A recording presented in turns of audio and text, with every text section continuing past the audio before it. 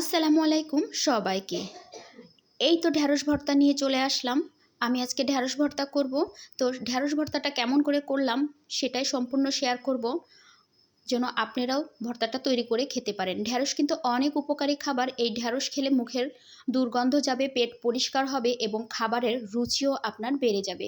কারণ সারাদিন আমরা অনেক রকম মিহি খাবার খাই যেটার মধ্যে আঁশ থাকে না, আর ঢ্যাঁড়স প্রচণ্ড একটা আঁশযুক্ত খাবার যেটা আমাদের শরীরের জন্য অনেক উপকার।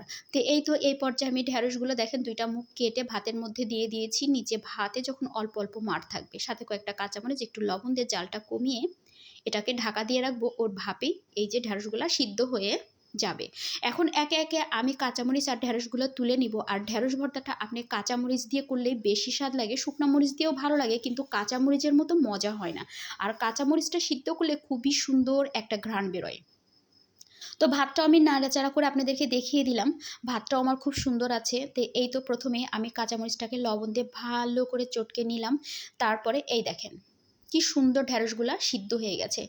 সিদ্ধ যখন হয়ে যাবে তখন এটাকে একটু চাপ দিলেই, হাত দিয়ে একটু এই রকম ঠাস ঠাস ঠাস ঠাস করে গুতাগুতি করলেই দেখবেন ঢ্যাঁড়সটা একদম আওলায় যাবে, মানে খুলে যাবে।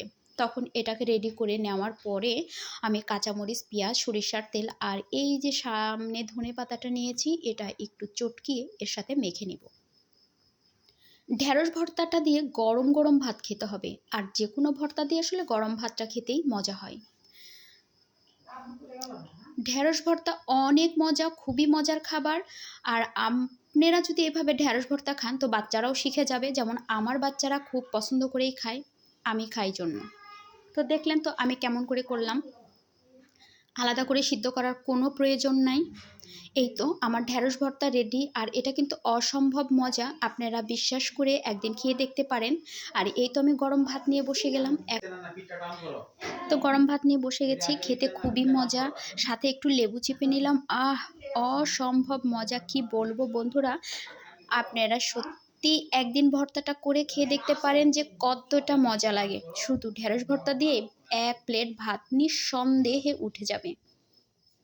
আর সবজি খাওয়া তো জানেনই যে কত উপকার। তো বন্ধুরা আপনারা সবাই ভালো থাকবেন আর ভালোবেসে পাশে থাকবেন।